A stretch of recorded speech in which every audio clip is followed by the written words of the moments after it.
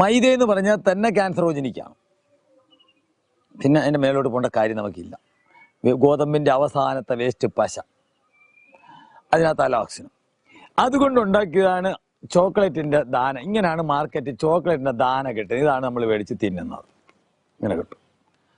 ഇത് മൈദയും ചോക്ലേറ്റിൻ്റെ മണവും കളറും മാത്രമേ ഉള്ളൂ, വേറെ ഒന്നുമില്ല.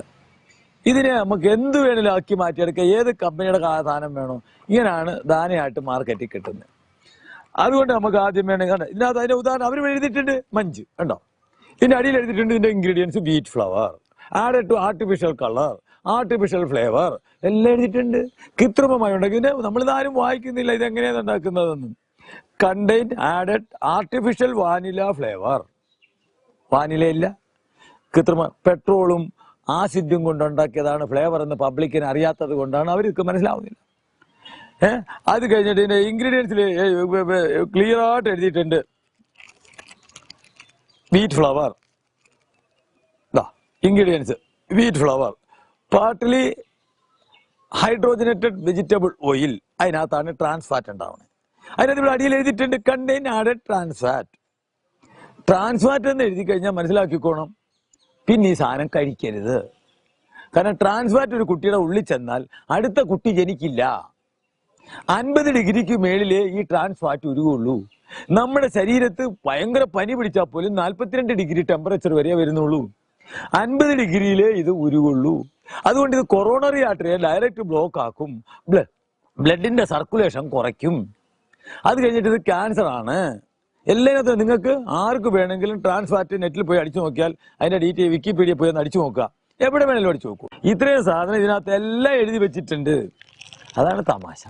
ഇതിനകത്ത് നിങ്ങൾ വായിക്കുമ്പോൾ ഇതിനകത്ത് ഈ 22 എന്ത് വന്നു, അല്ലെങ്കിൽ ഈ 221 എന്ത് വന്നു, അല്ലെങ്കിൽ ഈ 635 എന്ത് വന്നു, ഈ 401 എന്തുവാണെന്നു.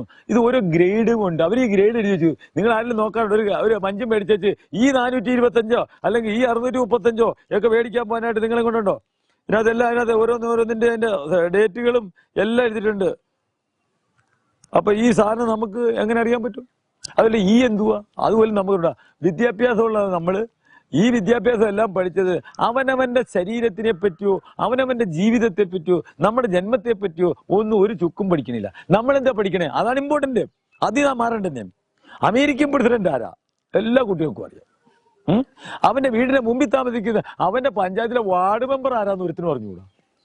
അവരുടെ പഞ്ചായത്ത് ഏതാന്ന് അറിഞ്ഞുകൂടാ. പഞ്ചായത്തിൽ എത്ര വാർഡുണ്ടെന്ന് അറിഞ്ഞുകൂടാ. നമ്മൾ പഠിക്കുന്ന വിദ്യാഭ്യാസം കൊണ്ട് നമുക്കൊരു പ്രയോജനവും ഇല്ലെന്നുള്ള കാര്യം ആദ്യം പഠിക്കും. A+B the whole square, A² + 2AB+B² എല്ലാവർക്കും അറിയാം.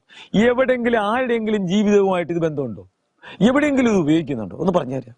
ഇത് കാണാപ്പാടം പഠിച്ചിരിക്കും, എല്ലാവരും പഠിച്ചിട്ടുണ്ട്. ഈ സംസ്കാരം ഒന്ന് മാറട്ടെ. ഈ ചോക്ലേറ്റ്, ഐസ്ക്രീം, മിഠായി ഇതെല്ലാം മാർക്കറ്റിൽ നിന്ന് മാറുമ്പോൾ നമ്മുടെ പിള്ളേർ ചോക്ലേറ്റ് എന്നാൽ എന്തുകൊണ്ടാണ് വാകേടാവുന്നേ? പല്ല് പൊടിഞ്ഞു പോകുന്നു. ഇതിനകത്ത് സാക്രീൻ നമ്മുടെ ശരീരത്തിനകത്ത് നമ്മൾ കഴിക്കുന്ന ആഹാരത്തിനകത്ത് മൊത്തം കാൽസ്യത്തിനെയും ന്യൂട്രലൈസ് ചെയ്തോളയും. അല്ലാതെ പല്ലിൻ്റെ ഇടയ്ക്ക് ചോക്ലേറ്റ് കയറിഞ്ഞിട്ടല്ല പല്ല് പൊടിയുന്നത്. പല്ല് പൊടിയുന്നതിനൊപ്പം കണ്ണ്, മുടി, സ്കിന്ന്, എല്ല് ഇതെല്ലാം ഡൗൺ ആവുകയാണ്. പല്ല് കേടുള്ള ആൾക്കാർ നോക്കണം, അവൻ്റെ എല്ല് ബലമില്ലാത്തതാണ്, അവൻ്റെ കാഴ്ചക്ക് ഷാർപ്പില്ല, കേൾവി പോലും എല്ലാം, അവൻ്റെ സ്കിന്ന് എല്ലാത്തിനും വ്യത്യാസം ഉണ്ടാക്കുന്നതാണ്. നമ്മുടെ ശരീരത്തിൽ നിന്ന് ന്യൂട്രിയൻസിനെ ന്യൂട്രലൈസ് ചെയ്ത് കളയുന്നു.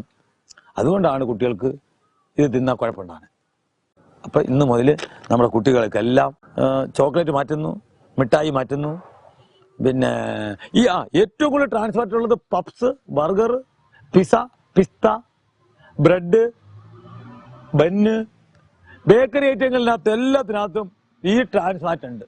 അപ്പോൾ ബേക്കറി ഐറ്റങ്ങൾ തിന്നാൻ വെച്ച് അടുത്ത തലമുറ ഉണ്ടാവാനായിട്ട് അച്ഛനും അമ്മയും കൂടെ മക്കളെ കൊണ്ട് നടക്കാണ്. എൻ്റെ മോക്ക് കുട്ടിയില്ല, എൻ്റെ മോന് കുട്ടിയില്ല, അതുകൊണ്ട് നടക്കാണ്.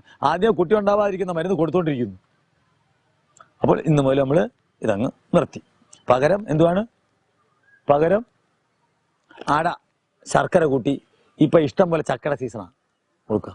മാങ്ങ പഴുത്തത്, പുളി കഴിക്കുക. നല്ല മധുരം, നല്ല ടേസ്റ്റുള്ള പപ്പങ്ങ, പൈനാപ്പിൾ, ഇതെല്ലാം നാടൻ, പേരയ്ക്ക, സപ്പോർട്ടൊക്കെ ഇതൊക്കെയായിരുന്നു പണ്ടുള്ളവൻ 10-25 വർഷത്തിന് മുമ്പ് തിന്നത്.